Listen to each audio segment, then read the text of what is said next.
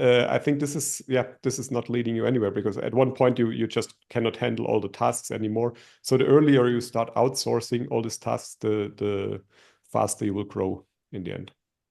Welcome to Unstoppable Podcast with Harry Sardinas, inspiring conversations with influential millionaires, investors, thought leaders, entrepreneurs who are making a massive difference with their innovative products and services, and sharing the challenges and the wisdom of how they sold their first million.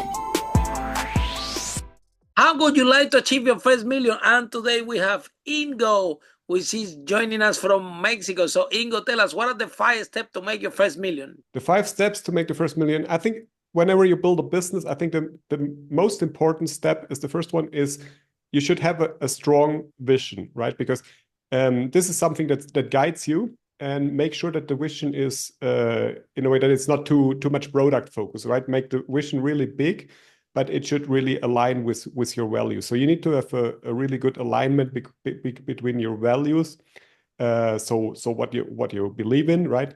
And the vision where you basically want to go. And I thought many people that are, they see a market opportunity and they just jump on a market opportunity because they see some money there, right? But this is usually not sustainable, because usually you will not be able to maintain interest, and this is what ultimately leads to burnout, right, and to stress.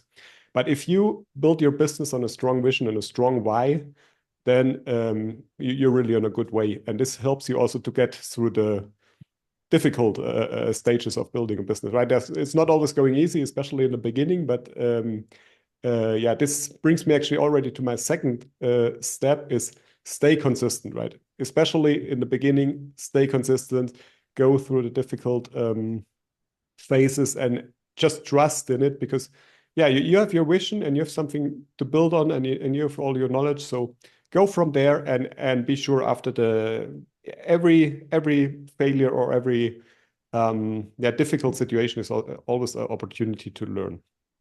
And then the next step I have, or the next important point, is don't do everything alone. So build a network, grow with people together, and get actually advice from people that are a few steps ahead of you, right? One problem I was facing when I was, maybe a little introduction to myself. I was for many years working in a corporate job. I made my career there, and I also made good money there.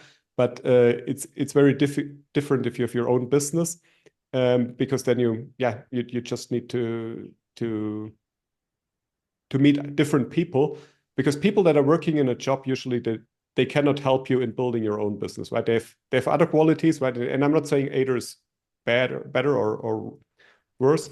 It's just a very different playing field.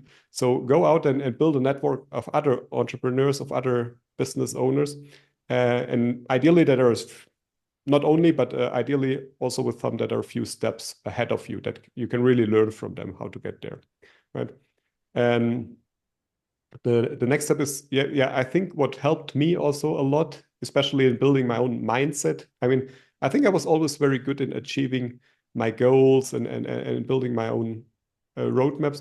But what helped me really jump to the next level is getting support by a mentor or by a business coach that really helps you and goes into your individual situation, into your individual background. Because you can read all the books out there, right? Information is available abundantly. But I mean, every person is different, every situation is different. So this one-on-one coaching situations is something that helped me tremendously to lift myself to a new level. And the last thing I would say is also don't build just a support network, also build systems, right? And build the systems to outsource your tasks, and you have to work not in your business, you have to work on your business, right? You're responsible for the strategy as a business owner, you're responsible for getting the customers, at least in the beginning, right? But the more you grow, the more you need to outsource. And one thing I like to do, I mean, it's also difficult for me, is to give away tasks, right? Because this is sometimes you think, okay, it's faster if I do it myself, or it's But I think this is not leading you anywhere, because at one point you just cannot handle all the tasks anymore. So the earlier you start outsourcing all these tasks, the faster you will grow in the end.